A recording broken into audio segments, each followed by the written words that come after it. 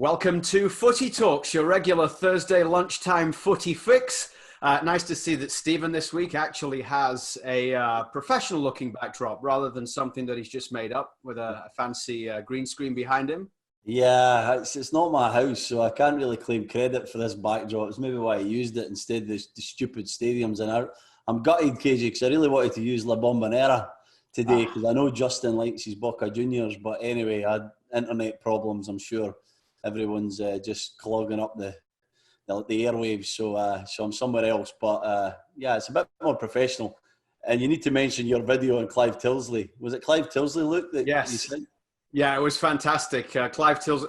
I like that a lot of people who have a bit more, personality than me have been doing these funny videos, right? You can do that, Luke. Come on. Well, not now because it's been done, right? It's been done already now. But lots of people doing funny videos. Clive Tilsley, I think I favorited it. The commentator from England, a great video where he's talking about the importance of having a bookcase behind you while you're doing an interview on Skype or Zoom or whatever it is. And the more important your position in the world, like a politician or whatever, the bigger the books you need, the more important the books have to be. And as he's making all these comments, his wife is like unloading and loading the bookshelf.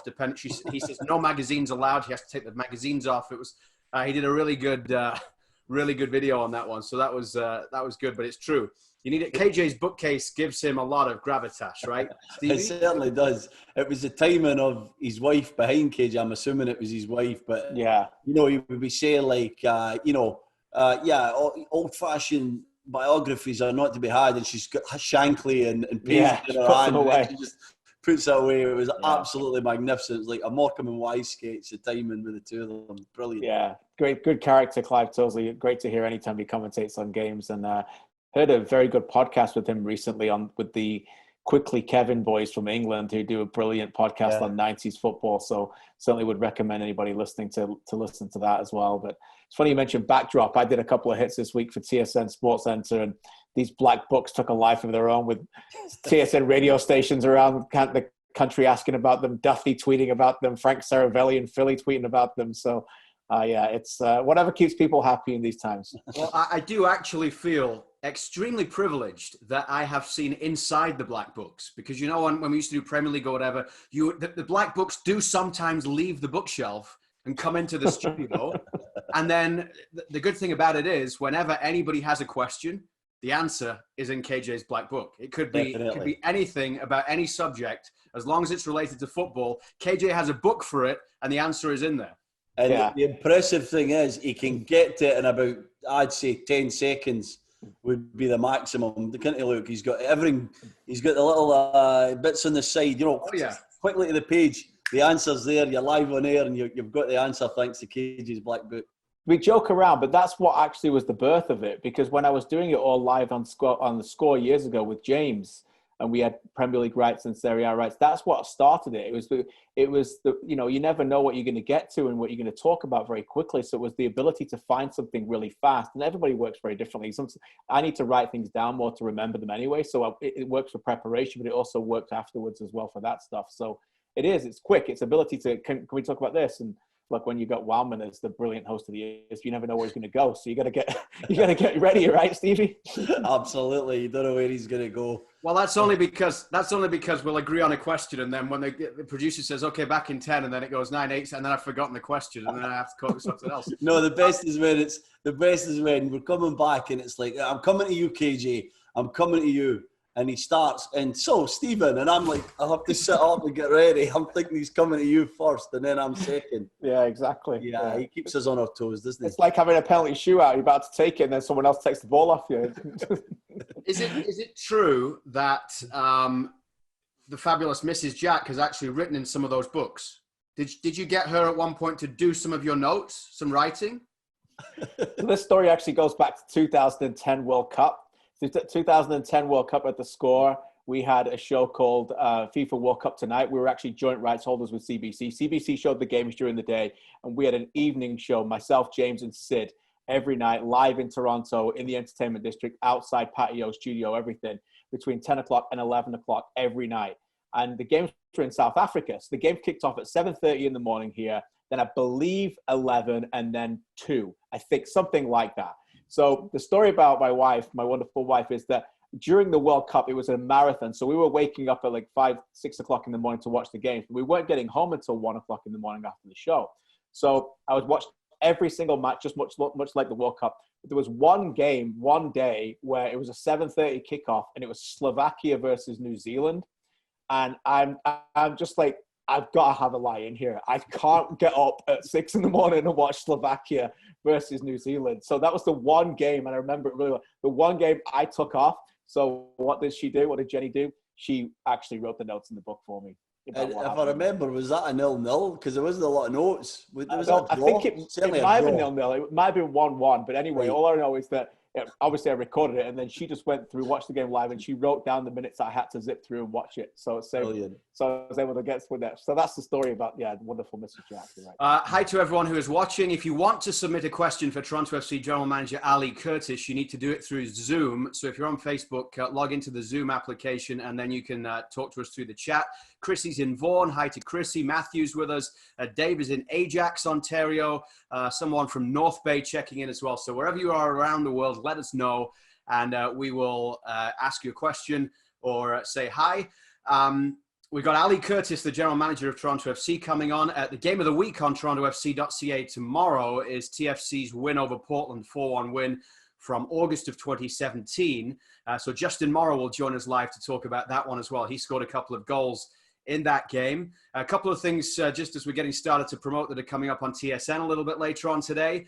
TFC against Seattle, 3 times, 3 MLS Cup finals in the last 4 years. It's a show called The Trilogy. It's a 1-hour show which includes highlights and all sorts of stuff that hasn't been seen before, interviews with players that took part, all that sort of thing. What time is that on, Luke? KJ? What time is that on, pal? Good question, KJ. I don't know. I'm going to say 6 p.m. Eastern time. Okay. And I would say TSM 1 and 5. Okay. Or maybe 2 and 3, or 4 and 6. Check your local listings, as they say. Check local listings. What was the other thing? And then tonight on TSN 2, check it out if you want on tsn.ca right now, at TSN Soccer on Twitter. I did a chat with Laura Dyken yesterday as we look back on the night that Canada got eliminated from the Women's World Cup last summer in Parc des Princes. So that is re-airing tonight on TSN2 sometime after 7 p.m. Canada-Sweden from the round of 16. That incredible Hedvig Lindahl penalty save from Janine Becky. Becky takes the penalty, not Christine Sinclair. So plenty of chance to get your footy fix a little bit later on. I've got my PSG track top on in honor of the new French champions. Officially rubber stamped as the title holders in France after the league was scrapped. Going on points per game, KJ, it's the fair way to do it. Really no way that France could continue and get the season finished, given that the government has said nothing could happen until September. Marseille get in the Champions League, Rennes in the Champions League for the first time ever. Toulouse complaining about the whole situation. They're getting relegated despite the fact they were 12 points adrift of anybody at the bottom of the Ligue 1 table. So you could have done whatever you wanted with Toulouse there, but they would still have finished bottom this season. Yeah, look, it's never an ideal situation in all of this. It's funny that we needed a pandemic to rubber stamp PSG winning the French title. I think we knew that all back in the summer, but they're going to win anyway. But look, I think common sense needed to prevail, giving them a trophy. I didn't want the season to be officially voided and no winner. I think nobody can complain about that. Great to see my Marseille boys getting in the Champions League. They deserve it. What a wonderful season they've had as well. And look, the other stuff about the relegation stuff is really difficult. I know every league is operating very differently. To see some teams get relegated based on this there's just no ideal situation. No one's going to be pleased with everything. There's some leagues where they've said we're not doing anything, and some leagues where, in the Dutch league where they want promotion and the teams are trying to get up and they're not going to get that. In this league, they are. In the French league, Stevie, I think in all of these situations, it's important to note these leagues get a right to make their own decision. Every league can have their own independent review and decide how they're going to award it sportingly. But at the end of the day, it's just best case scenario, or a simple worst case scenario is just not an option here.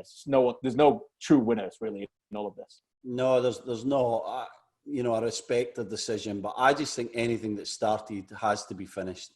It doesn't matter when that comes. So, we can look at Toulouse being at the bottom, 12 points behind, and PSG however many points ahead they were. Yeah, they're pretty much formalities, but the Champions League spots and the money that's involved there becomes really sticky, really grey for me.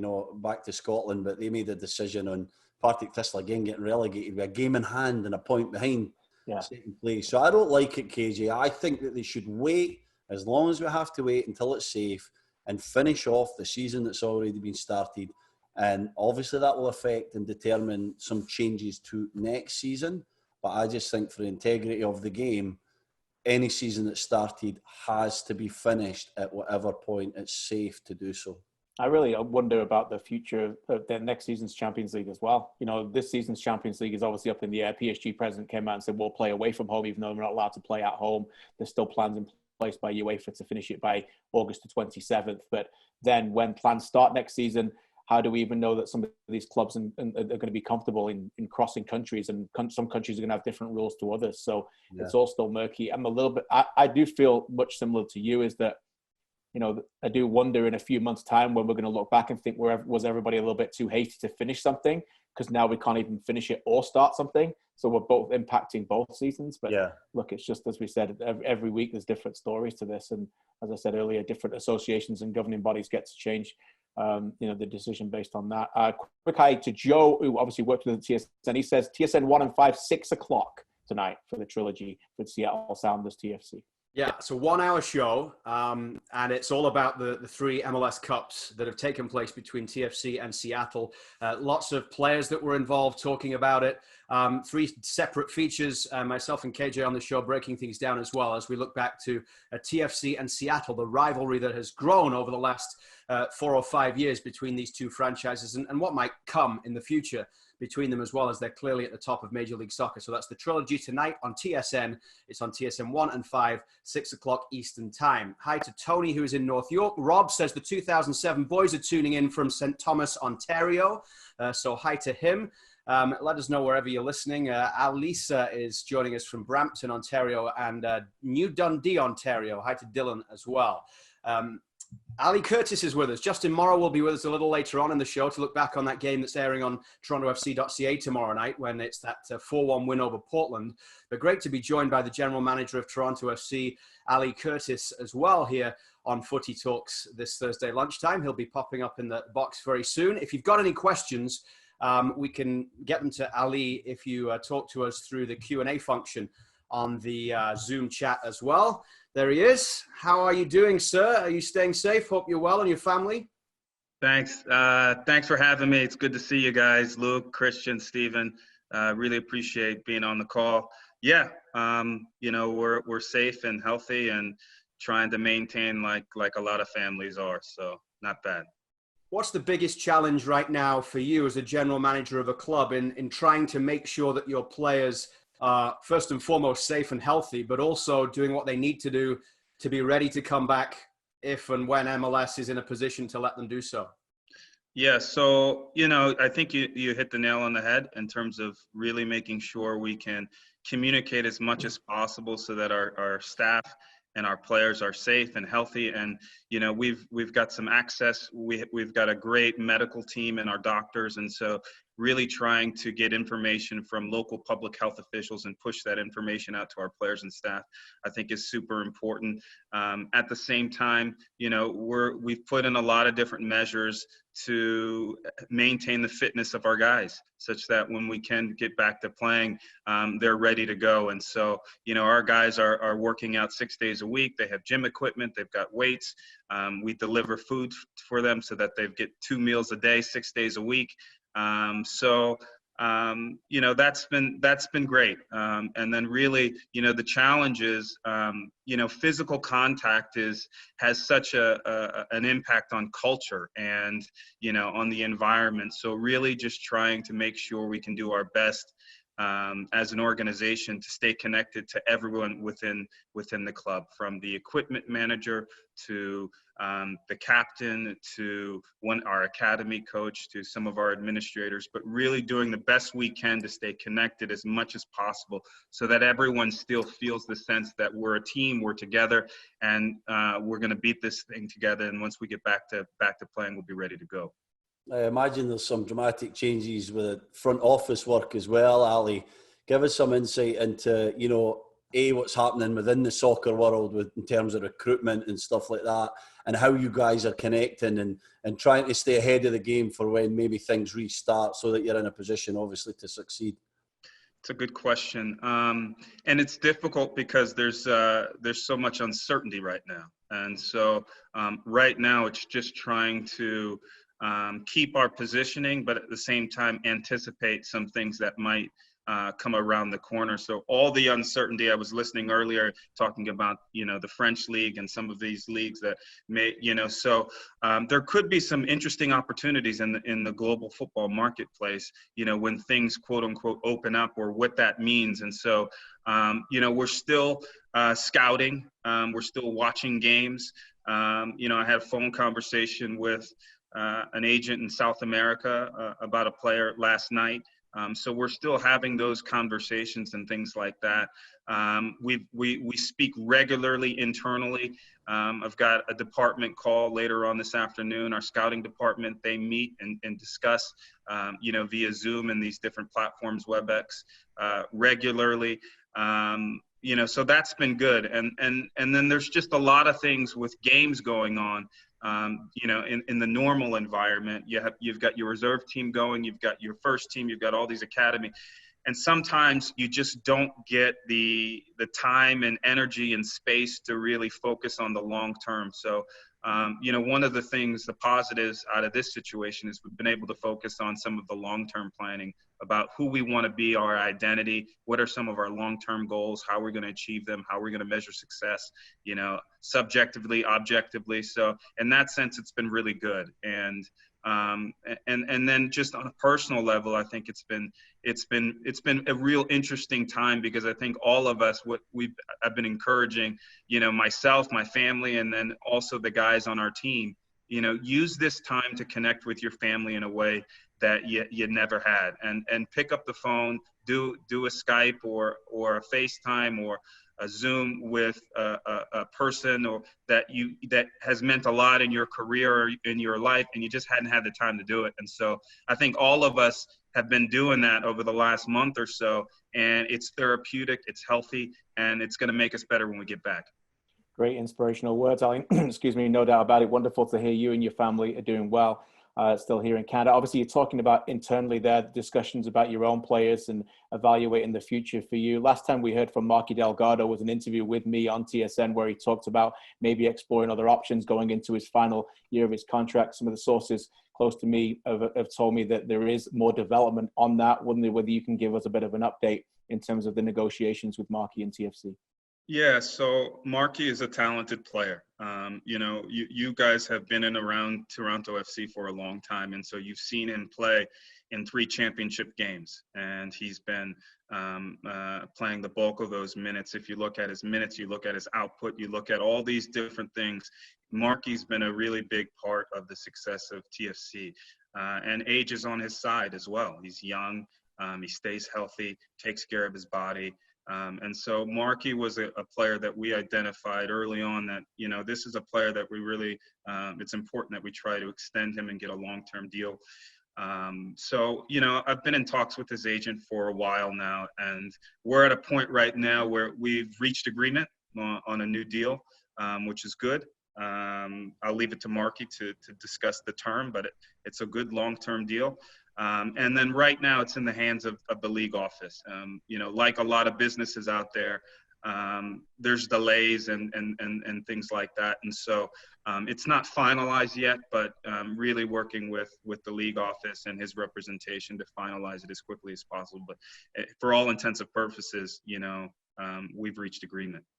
Ali, can I ask you about Marky's development under the guidance of Greg Vanney and also the culture, I suppose, that you're trying to set at Toronto FC?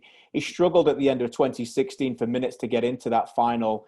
But since then, as you said, the core of TFC, the last 3 seasons, 2017, 2018, 2019, is that an example where a young player has come into an environment and has seen what it takes for professionals who have been in the game for a decade plus to really show what Marky Delgado, what it's like to become a professional, where Marky has looked at that and saw what it's like to succeed at TFC? Is that an example to what you would say to other younger players at TFC, to how you can establish a core and become contagious, so to speak, in terms of him looking at other professionals? Yeah, I think so. So I will say, you know, one of the great things about this time period in terms of how I've been spending it is I've had a really great opportunity to look at a lot of the old footage from 2016, from 2017, from 2018. And I've learned a lot about our players. You know, Kristian, I mentioned to you, I had some time to look at Osorio, and just you see how each player has grown. And Marky's no different. You know, I think he came to TFC as a young player, and I do agree with you that he's an example of how you can grow into a role. Osorio is an example of that as well. But Marky's done a fantastic job, really. You know, earning that job, really, and taking the bull by the horns, so to speak, and saying, this is my job, and you're going to have to take it from me now. And he's done a fantastic job. And also, I think Greg and the coaching staff have been really have done really well. They've you know, not just Marky, but also some of the other players on our team. They've been able to really develop them in a positive way. And, you know, I will say this, it's hard to get into our team. You know, we've got big players. The club ownership has done a fantastic job in giving us the resources that we need to invest in the type of players that we feel can help us get into championship opportunities. And so, you know, talented players come in, and it's still really, really hard to get into the 18. It's hard to get into the 11. And then it's hard to have that consistency as a player because it's such a competitive environment. So, you know, credit to Marky for sure, because he earned it in all ways. But also I think a lot has to be said with the coaching staff, and I think a lot has to be said with the players around him. They respect him, and they know the work that he puts in, so they've supported him as well. I can remember the early days of Marky's TFC career, still being there as a player, and he went away to a Youth World Cup with the US national team, Ali, and he came back a different man. And you're right, he did earn that place, but opportunity was given to him to achieve that, to become a first-team player. And I'm thinking of the likes of Jaden Nelson, who's just been to the U17 World Cup with Canada and Brazil. What responsibility does TFC feel in trying to get these guys irrelevant opportunities and chances to break into this first-team? Rocco Romeo, Jaden Nelson, some of the younger guys coming through the academy.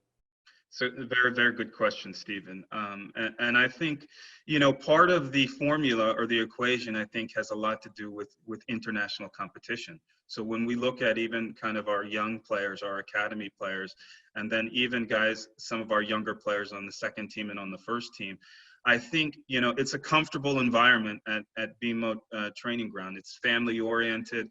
We have all the resources that we need, but I think, you know, it's important to have diverse experiences that can help, you know, push your game to the next level. And you mentioned Marky and coming back from like a Youth World Cup, and then Jaden Nelson coming back from a Youth World Cup. And I think they learn a lot by playing with some players, you know, that are at the top of their age group, and in international environments as well, where the hotel is not the same, where the players, the culture from where they're from, they have these little professional tricks that they can employ during games and things like that to help win the game. So I think international competition is huge.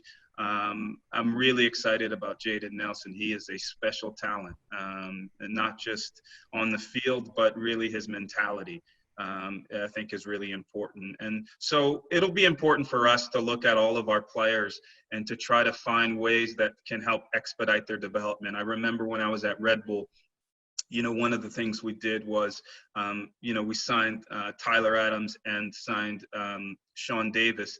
And after a year or a year and a half, I think, in the off season, we sent them over to Leipzig and to Salzburg, and they had, you know, 10 to 14 days over there. And it's fantastic. And now you see what Tyler Adams is doing in Leipzig, and you see what Sean Davis. And the one thing that I would say is consistent with that is mentality. It's clear they get to see different environments and those types of things. So it's great. So we'll have to find different tools to help our guys develop. One of the things about doing this Thursday lunchtime show the last few weeks has been the opportunity to get some old TFC players on to be reacquainted. It was fantastic to chat with Sebastian Giovinco. Last week it was Victor Vasquez. I'm sure you heard what Victor Vasquez had to say. And no, I didn't hear about it at all. A lot of the questions that we've had come in today have been about when he's going to be unveiled as a new Toronto FC player coming back to the club. But obviously you can't say a great deal about that. But when you have a club legend like that, someone who contributed so much, saying that they really want to come back to your club, do you at least have a conversation? How does all that work? You guys didn't hear? We already signed him. After the Marky deal, we also got the Victor deal done as well. It's great. It's fantastic. Just, breaking news. And Giovinco tomorrow. I think it's great. We think it's fantastic. I also think it's a testament to the club and to the city, and to the fans and everyone else. This is a special place to be. And, we have players, when they're here, they love it. But we know how a football career is, and sometimes you move on and and a lot of times players, they want to come back. And I think that speaks volumes to the club. I think it speaks volumes to the fans because they're the lifeblood of the team and the atmosphere. And, the players, they love the city as well. It's just so great and diverse. So I think it's fantastic. There's a lot of hurdles to signing any player. Whether it is a player for your second team or for your supplemental roster or, all the different MLS designations, it's not easy. You've got to find different categories, different international slots and those types of things. And then there's just this uncertainty of what's happening with the season. There's just so many different variables. But a guy like Victor is, his character and him as a person is incredible. He's a really, really good dude. He's a good guy, and he's a special soccer player that has a pedigree probably different than one of our players on our roster right now. And he's respected by everyone in the front office, and he's respected by all the players. In terms of how to get something done and all those things, I think it's a really cool thing. But there's still a ways to try to actually, get someone back on a plane and over the water and back into the environment.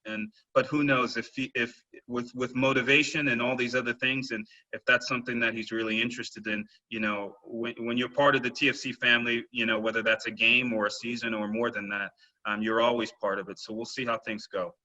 Along those lines, we had a question come in from Joe on the Zoom chat here, who talks about, and I'm sure it depends on each player's mentality, but one of the things Victor Vasquez said that was very interesting last week was that he's made mistakes twice in his career, and both times that was when he was chasing money.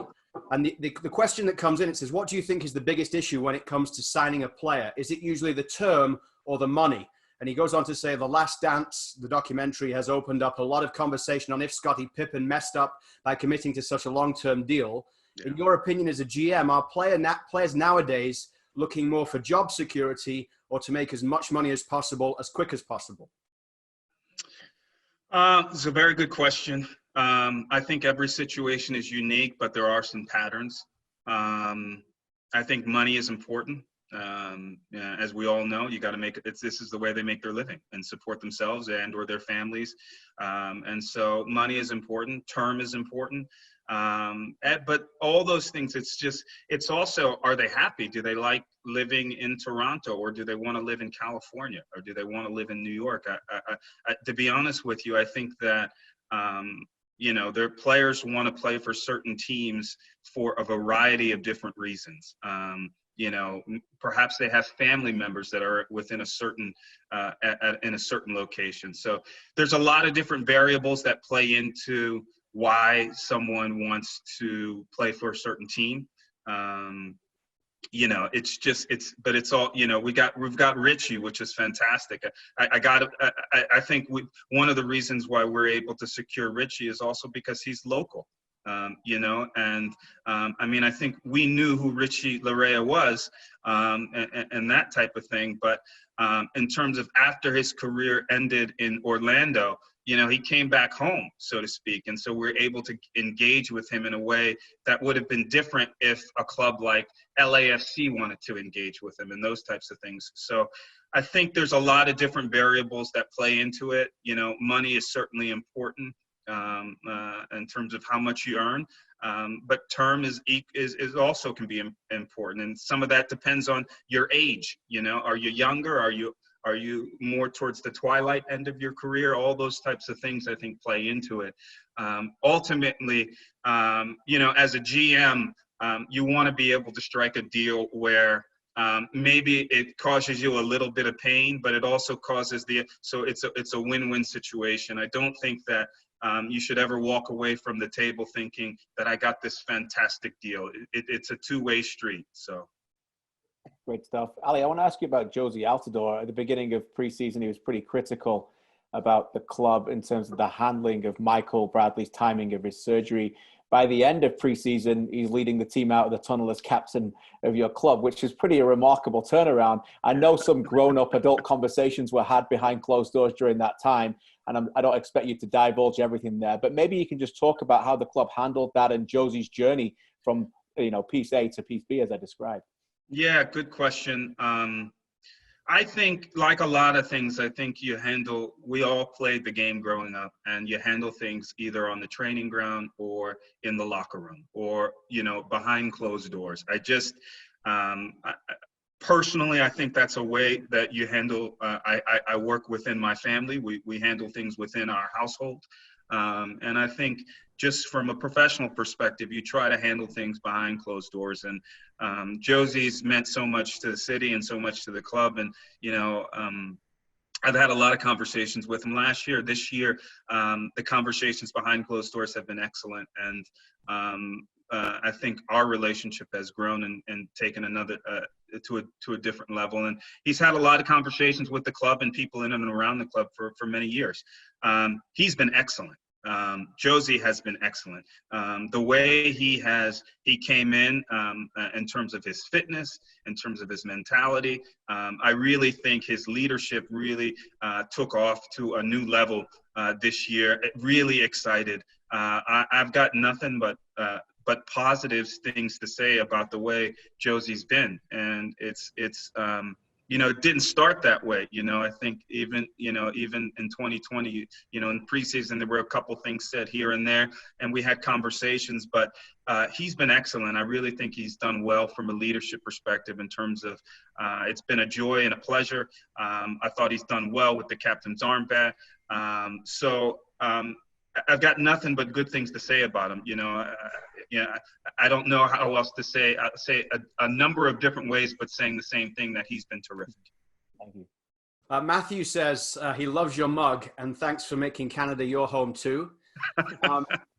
I just wonder if I was talking to Mark Panis, the chief executive of the Whitecaps earlier this week. He was full of praise for Major League Soccer at the moment for the way that they're handling the open communication between the clubs in terms of where the league is moving right now, what the possible scenarios are. What's the latest you're hearing, Ali, from league headquarters about when training might be able to resume or potentially even getting back on the pitch? So a couple things. Well, I appreciate the compliment on the mug. In terms of making Canada my home, I'm going to have to, I just got literally a text this morning from my landlord. We're renting a home. And they're moving back to Toronto, and they want to move back into the house. So within the next month and a half, I think I got to find a new house. So all good though. Just in terms of, so we have these joint CBO CSO calls once a week. We've got CSO calls once a week. I've got a CSO subcommittee call twice a week. And I've got all these other committee calls and things like that, everything in between, where we're discussing, what's happening.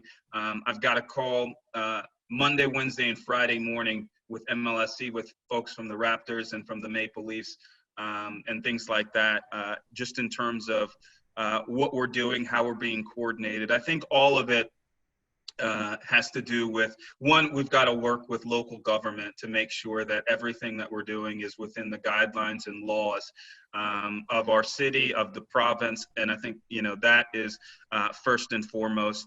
In terms of when we're going to get back to playing and things like that, I'm not sure. Hopefully sooner than later. I think, you got to believe that that playing in some way, shape, or form might be predicated on our ability to do some widespread testing and those types of things. So hopefully public health officials and things like that, and we're moving quickly and safely. In terms of a date, I think it would be rumor more than anything if I put something out there. But everyone's itching to get back, for sure. I can't wait to see the training ground again. We can't wait to compete. I mean, to be honest with you, I was super stoked about this year. I think the team is stacked, loaded, ready to go. Excited not just for the first team, but the second team as well. We've got a new coaching staff in place there with a new head coach there, and also Danny is helping out as an assistant coach and that team as well. So excited for him to take the jump into the professional realm. So I'm excited. I mean, I was just like, we've got a good team. We were ready to go. I mean, we should have, in the first two games, we should have grabbed all 6 points. We got 4, which is still very, very strong. But in terms of timing, not sure. I think we also got to see what some of the other leagues around the world are doing, as well as what's happening, with the NHL, with the NBA, and, golf and some of these other sports. All of them are working are being coordinated. I was on a call on Tuesday, and I think, Joanne Neal, who is president of MMLS, she's in charge of human resources and the chief administrative officer. I think she was on a call with the White House and those types of things. So everyone's just trying to coordinate and discuss and communicate as much as possible, such that in preparation for return to play. But in terms of a date, not sure, hopefully soon. Thanks, Ali. Really appreciate you giving the insight today. And the fans that are watching here on Zoom and on the Facebook live stream as well, there are thousands of TFC fans who you've been able to talk to today. And judging by the comments, have enjoyed catching up with you. So really appreciate your time, and stay safe out there. I hope you manage to find a house before things move on here. We don't want you out of home when things kick off. Marcelo Bielsa at Leeds United has added beds into the training facility. So that's always an option if you want to move into Canada, I suppose. Listen, Canada is a beautiful country, and I love using an axe and a chainsaw. So if I have to build a log cabin, up north or 2 hours or whatever it is, I'm willing to do it, man. I'm sure you'd have 20,000 TFC fans helping you out as well. Listen, we're all in, all for one. So I appreciate you guys having me on this talk. It's been a lot of fun. I hope to do it again. Thanks, guys. It's good to see your faces and hear your voice as well. Thanks, Ali. Pleasure. Thanks, Ali. Be safe. Ali Curtis, the GM of Toronto FC. Justin Morrow will be along very shortly as well, as we look ahead to the TFC Game of the Week on TorontoFC.ca, which is the game against the Portland Timbers, when Justin Morrow scored twice. That was back from 2017. It's strange how a lot of these games of the week seem to be 2017. It's as if something happened that season.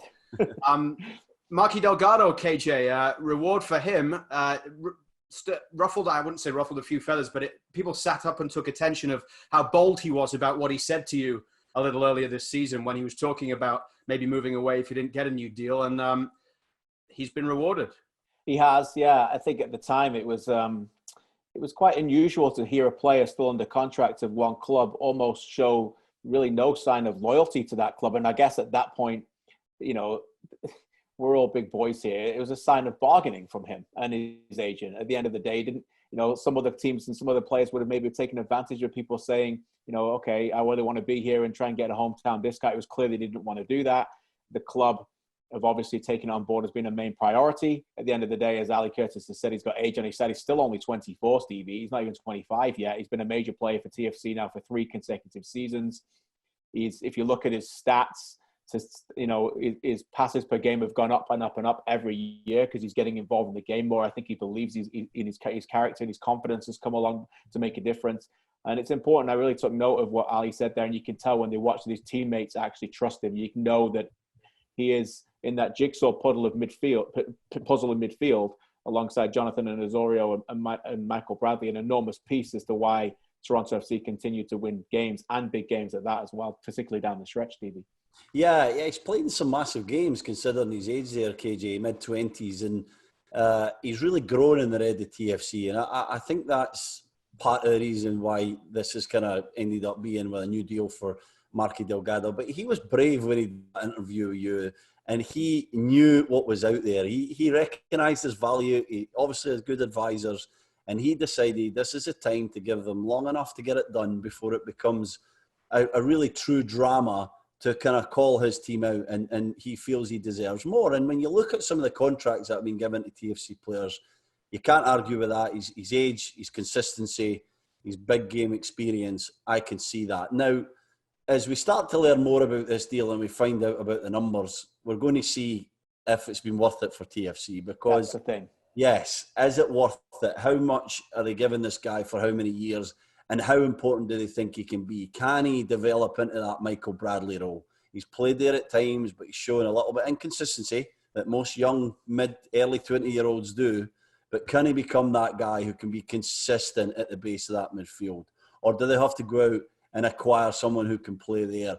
And so the point I'm trying to make is within a salary cap roster, Delgado, I think, has great value in MLS. He provides a good role. But I think there's parts missing in his game that need to come in the next year or two for it to be worth it, if it's what it probably is, a substantial amount of money for a few years. Well, the guests just keep on coming. It was great to catch up there with Ali Curtis, and now one of the longest-serving TFC players joins us. Justin Morrow plays a key role in the TorontoFC.ca Game of the Week this week from 2014. 2017, scored a couple of goals in a 4-1 win against Portland back in August of that year, of course, when TFC went on to win the title. Justin, great to have you with us. How are you doing? Hey, guys. Doing good. Glad to see your faces. I guess you couldn't get enough of me, huh? You just miss me so much. You had to get me on here. Stevie misses you a lot. Yeah, definitely. I miss this guy. I love this guy. I love having him on all the time. We did a podcast a couple of weeks ago, so it's nice to see him again. And he's little, I don't know, are you filming this on your phone, mate? We need to get you a laptop or something so you can be widescreen. Oh, here, I can fix it. I'm just on my iPad. The fans love Justin as well already. All the hearts and the messages are coming in for him. Oh, that's better. There you go. There we go. We even had one question. We even had one question from Tony who wrote in to say, is Justin ever planning on writing a children's book? He saw clips of him reading his favorite children's book on the TFC Facebook page. My 5-year-old daughter loves that book. Are you going to write a kid's book? Are you an author? No, I'm not. To be fair, I'm a much better reader than I am a writer. My daughters love hearing me read every night before bed, but I'm not anywhere close to that. That would be good one day, though. The main reason we got you on this week is we always try and get someone related to the Game of the Week on TorontoFC.ca. It's a 4-1 win against Portland. You scored a couple of goals. In fact, that was the season when you were just banging them in left, right, and center, Justin. Yeah. It was an amazing season for me personally and for the team. One that I'll never forget and that I enjoy talking about whenever I get the chance. 2017, just I think, 9 goals you got? You also got a hat trick, didn't you, later in the season against New York as well? It was 8 goals. 8 goals, okay. We're just trying to pick up you guys. I'll give you another one just in there.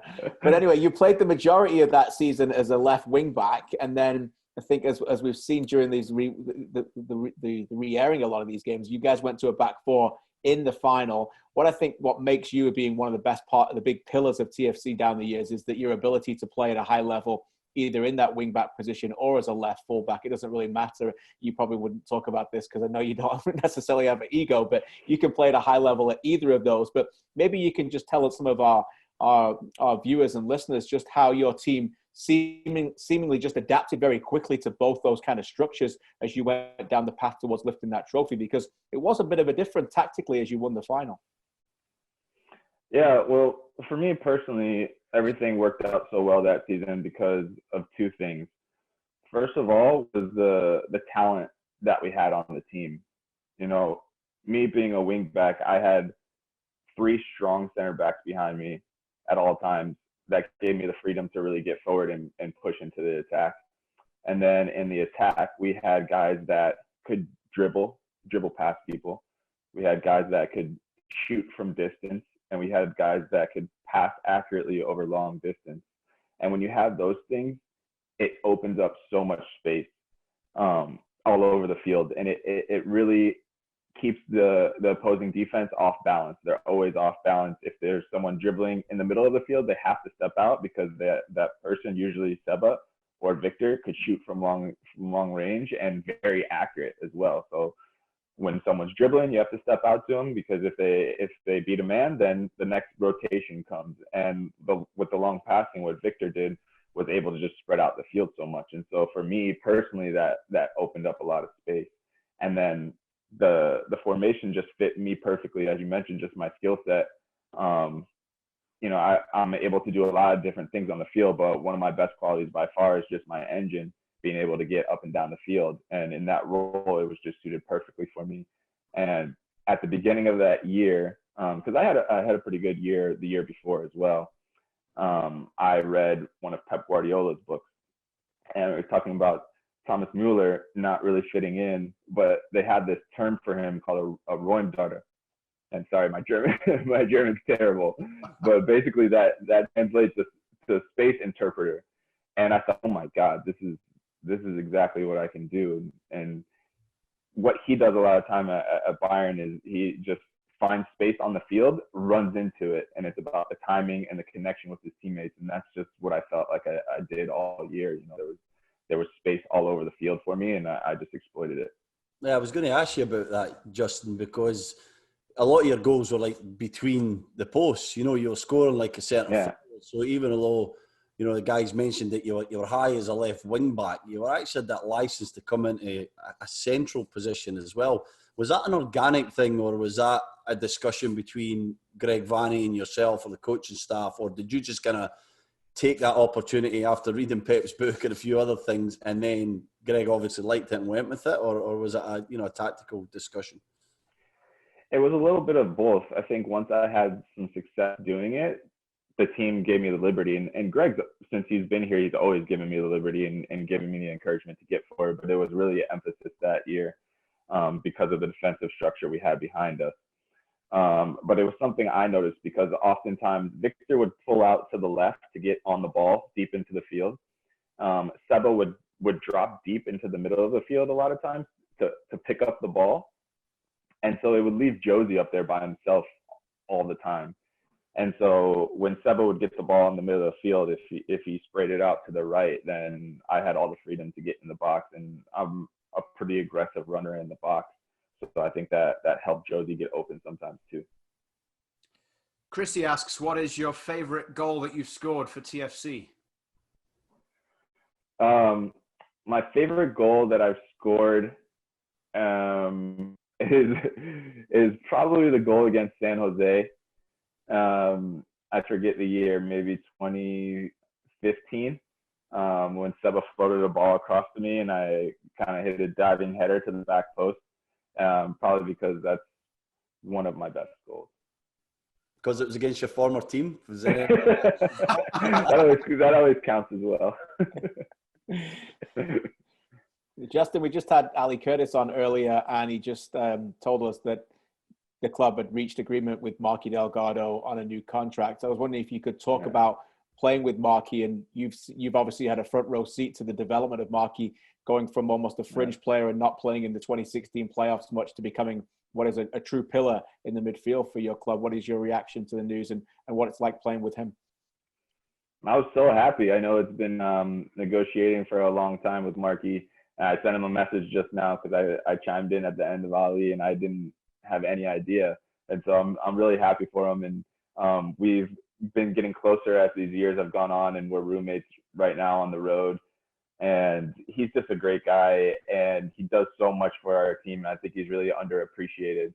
He's been there in all the biggest moments, as you guys have mentioned, just with Michael and Oso, and the relationship they have with each other shouldn't be undervalued at all. And I think he's right to get a new contract, because the things that he does in there fit our team perfectly. And so I think going forward, he's going to be a big help to our team, as he's been in the past. Justin, I'd like to ask you about what it's like being a professional at the moment, because I know we're all going through different forms of emotions and going through different things personally, but you know, you guys just started a season and now you're in a position where, you know, you're training on your own, you're trying to connect via Zoom. We're so used to turning up and coming into a changing room and enjoying breakfast and lunch and the fun moments together and the hard moments as professional football players. How is that mentally for you? And my follow-up would be, are you filling the time getting into doing some things that you maybe always wanted to do, but in the rigours of a regular season, there's just really no time as you prepare as a professional, like, you know, maybe extra education or things like that?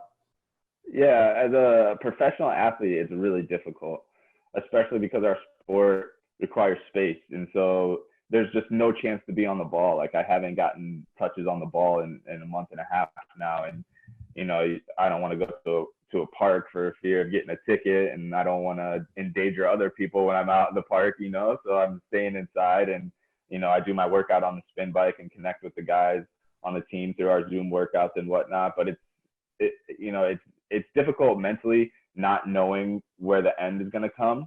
But that's just the professional side of it. As a human being side, I'm doing very well because I've just taken a bigger picture, positive view that, you know, this is time given back to me that I wouldn't normally have.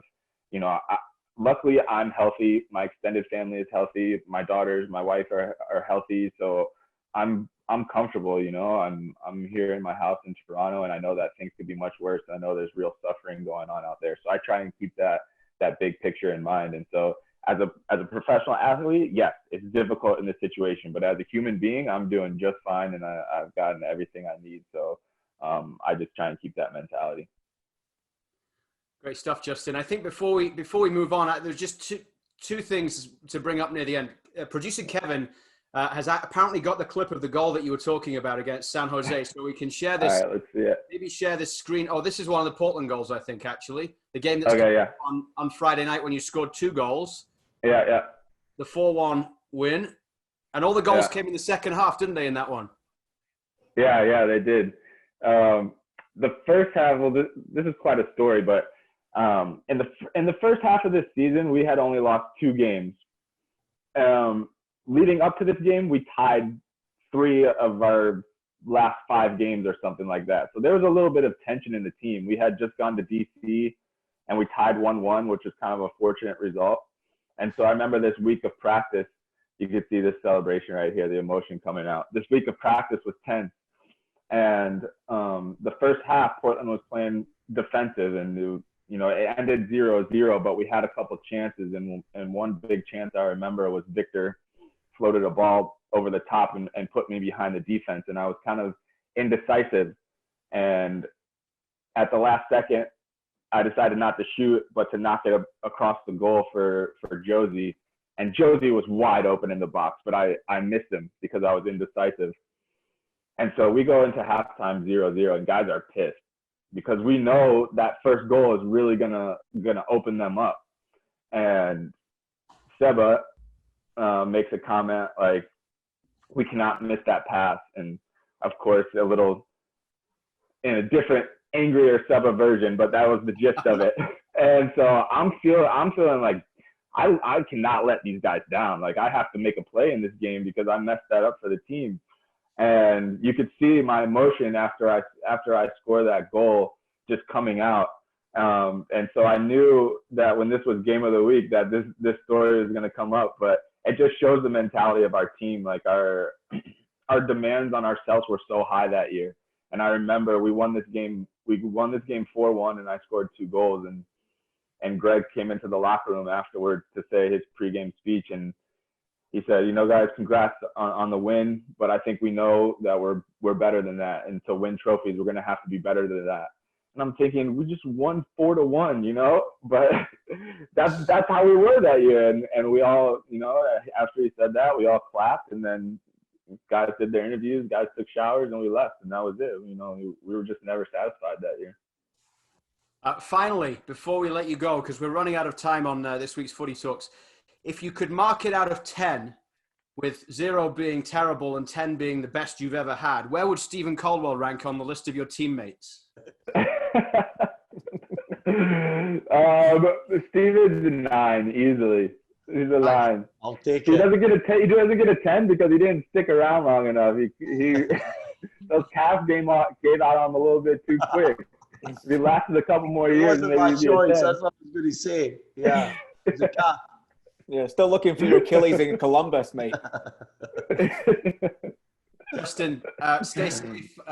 Enjoy that time with your family. We really look forward to seeing you get back on the pitch as soon as this can all get underway. We'll leave it with this look. This is the diving header.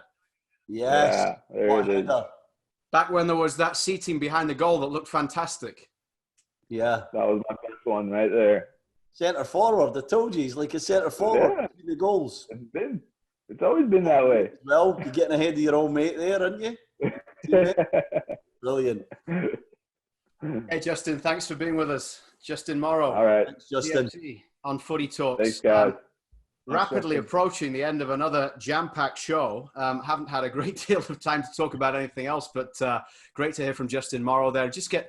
It's fascinating. And I mean, you would get this every day when you're in a locker room during your career, Stephen, but just to get a player's perspective on certain moments that, you know, we would have talked on the broadcast about how TFC had a great second half against Portland. They scored 4-1. They're still motoring through August. Things are all going well. But stuff happens from time to time in locker rooms that fans, or all the time in locker rooms that fans aren't aware of. And just to get some of that insight and the behind-the-scenes stories is fascinating. Yeah, it's fascinating. And I think what comes across is the acute awareness that professional football players have about moments in games. And Justin's talking about a moment there where he made the wrong decision. You have to remember that when you stand in that grass, these things are happening in split seconds, and your subconscious football intelligence is making these decisions for you.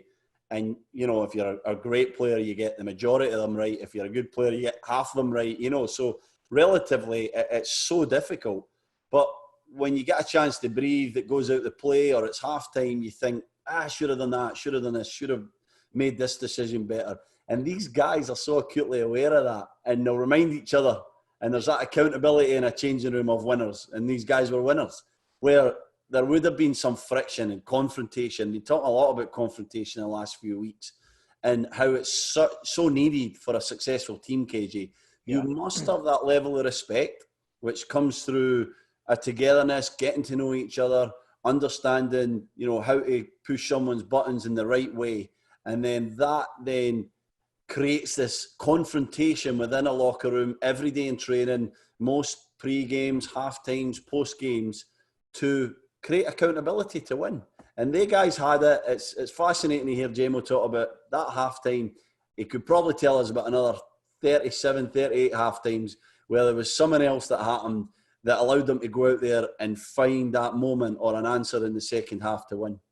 Yeah, it's a little bit of a theme of the show, isn't it? Back to what Ali Curtis was telling us about those conversations with Josie Altidore. You've got to have them. You've got to have some of those conversations to sometimes move on in that team environment. The other thing, too, is that Justin Morrow is pretty much an underrated pillar of what's happened in this generation of TFC.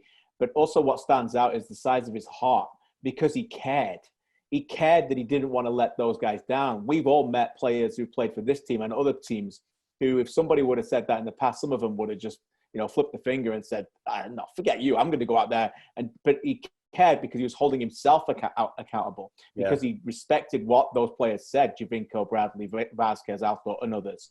So he knew he didn't need to say anything else. He knew that he'd let himself down more than anything else, and to get himself better. And that's how you do it. You got to move forward and have those conversations with yourself as well. So I think it's important that that's been recognized. It's a good inside story to tell everybody else as well. And as we said, that can only help other people go forward. And those teams, I think, get better for it, as you said. And you know more than that about that, Stevie, than I'll ever know. I think that just about wraps it up. Another Thursday edition of Footy Talks. I can't wait for the next one to come around. Been a good few weeks of different shows, different guests. Thanks to everyone who has been watching. Veronica, Jeffrey, Lisa, Ernie, all again writing in on Zoom, and everyone watching on Facebook Live as well. Same time, same place next week. Stay safe till then. Thanks, everybody. Stay safe. Thanks, everyone. Stay safe.